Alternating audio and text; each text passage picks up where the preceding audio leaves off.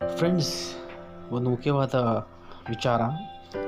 ಇಲ್ಲಿ ನೋಡ್ತಿದ್ದೀರಲ್ಲ, ಇವರೇ ಫಸ್ಟಲ್ಲಿರೋರು ಸೌರಭ್ ಅಂತ, ಮಧ್ಯದಲ್ಲಿರೋರು ಅವರ ಹೆಂಡತಿ, ಮತ್ತು ಯೆಲ್ಲೋ ಶರ್ಟಲ್ಲಿರೋರು ಅವರ ಎಕ್ಸ್ ಬಾಯ್ ಫ್ರೆಂಡ್ ಎಂಬುದಾಗಿ.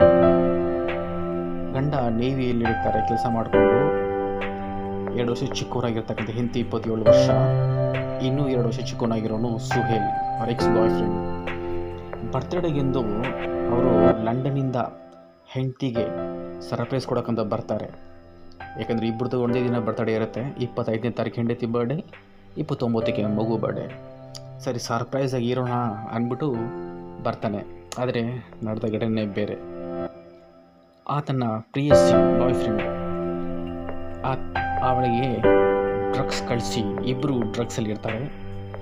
ಸೊ ಈಕೆ ಒಂದು ಸ್ನ್ಯಾಪ್ಶಾಟ್ ಮಾಡಿಕೊಂಡು ಒಂದು ದೆವ್ವದ ರೂಪಲ್ಲಿ, ಲೇವಿಯತನ ರೂಪಲ್ಲಿ ಆ ಎಕ್ಸ್ ಬಾಯ್ ಫ್ರೆಂಡ್ಗೆ ನಾನೇ ನಿಮ್ಮ ತಾಯಿ, ನನ್ನ ಗಂಡನ ಕೊಳ್ಳು ಆ ಥರ ಎಲ್ಲ ಹೇಳಿ ಅವ್ನು ಬ್ರೈನ್ ವಾಶ್ ಮಾಡಿ, ಕೊನೆಗೆ ಗಂಡನಿಗೆ ಬರೋ ದಿನ ಆ ಮೆಡಿಸಿನ್ಸ್, ಹೆವಿ ಡೋಸ್ ಮೆಡಿಸಿನ್ಸ್ ಹಾಕಿ ಆತನ್ನು ಕೊಳ್ತಾರೆ.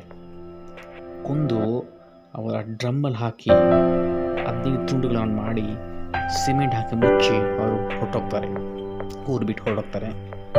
ಮತ್ತು ಸತ್ತ ಗಂಡನ ಮೊಬೈಲಿಂದ ಎಲ್ಲ ಫ್ರೆಂಡ್ಸ್ಗೆ ಹಾಕಿ ಮೆಸೇಜ್ ಮಾಡ್ತಾಳೆ, ಹ್ಯಾಪಿ ಹೋಳಿ. ಅವ್ರ ಫ್ರೆಂಡ್ಸ್ ಎಲ್ಲ ಸೌರಭ್ ಗಂಡನ ಫೋನ್ ಮಾಡಿದ್ರೆ ರಿಪ್ಲೈ ಇಲ್ಲ. ಎಲ್ಲರೂ ಸಂಶಯ ಬರುತ್ತೆ, ಏನಾಯಿತು ಫೋನ್ ತೆಗಿತಾ ಇಲ್ಲ ಅಂತ ಒಂದು ಅನುಮಾನ ಬರುತ್ತೆ.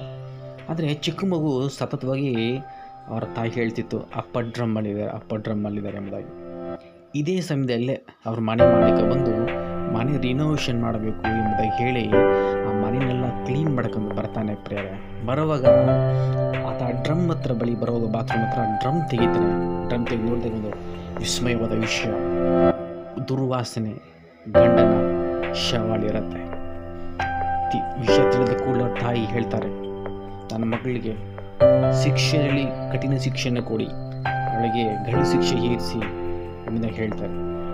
ನೋಡ್ರಿ ಪ್ರಿಯರೇ, ಪರಿಚಿತ ಇಲ್ಲದೆ ಇಷ್ಟು ದಿನಗಳು ಒಂದು ದೆವ್ವದೊಂದಿಗೆ, ಒಂದು ಮಾಟ ಮಂತ್ರದೊಂದಿಗೆ ತಿಳಿಯದೆ ಇದು ಸುಹೇಲ್ ತನ್ನ ಜೀವನ ಕಳ್ಕೊತಾನೆ, ಯಾಮೂರೋಗಿ ಬರ್ತಾನೆ. ಸ್ನೇಹಿತರೆ, ಹುಷಾರಾಗಿರಿ, ಜಾಗ್ರತೆಯಾಗಿರ್ರಿ.